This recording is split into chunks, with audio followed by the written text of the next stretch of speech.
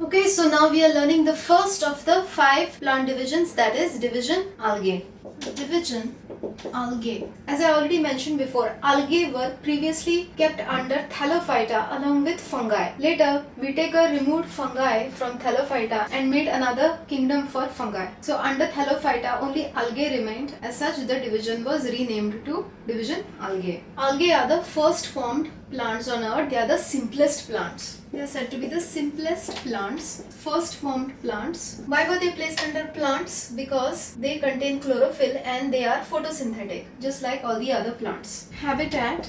They are mainly aquatic. They are found in both fresh water as well as marine waters. They can be found on moist soil, rock, etc. And they are also found in symbiotic associations. And one symbiotic association we had seen, they are found with fungi in lichens. They are also found in symbiotic association with fur of sloth bear. This symbiotic association we had seen in lichens. Algae photosynthesize, fungi get the nutrients. With fur of sloth bear, how does this symbiotic association work is that the algae gives a greenish color camouflage effect to the sloth bear, thereby helping it escape the predators when it is on the ground. Normally it climbs on the trees. And how does the algae benefit? It will get a free ride on the back of the sloth bear to different places to moisture and sunlight. That's how this symbiotic association works. Size. How big are the algae? They can range from unicellular,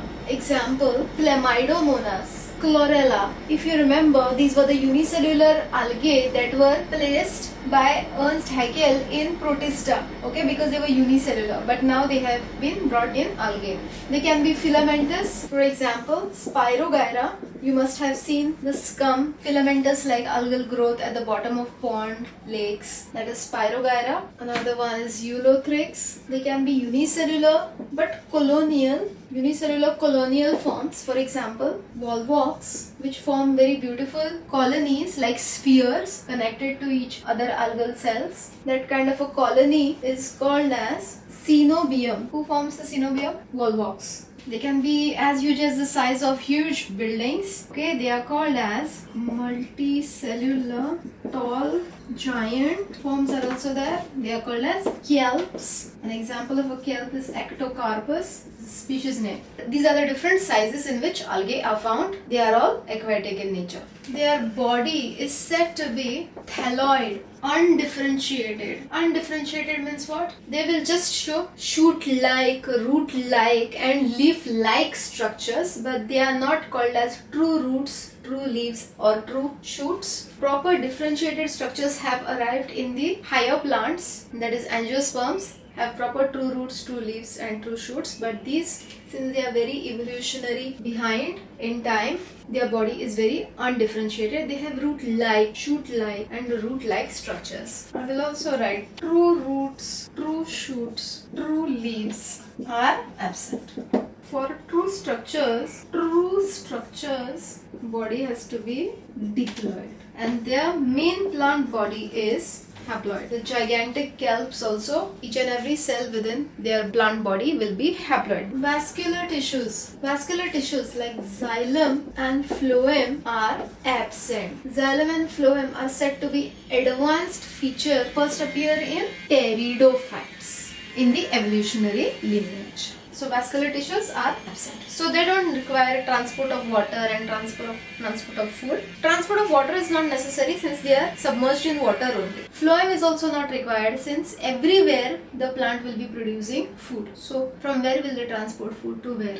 Next, reproduction. How do they reproduce? They reproduce by all the 3 means: vegetative, asexual as well as sexual means. Vegetative means is by fragmentation. Asexual means by asexual spores. The type of asexual spores that will be more common will be zoospores. Why? Because zoospores are flagellated asexual spores which will give them an advantage because they are aquatic. And sexual reproduction is also present by fusion of gametes. Fusion of gametes which are haploid and zygote formation present. Zygote 2N formation present.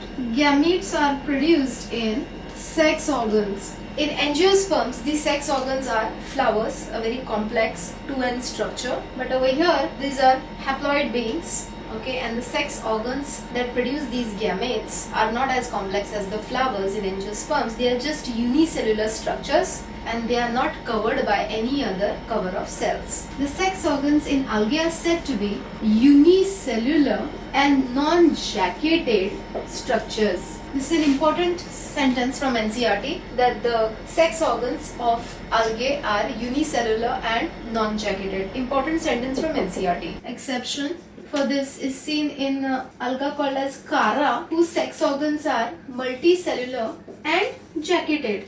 Okay? Mahadev के नाम पे subscribe कर दें।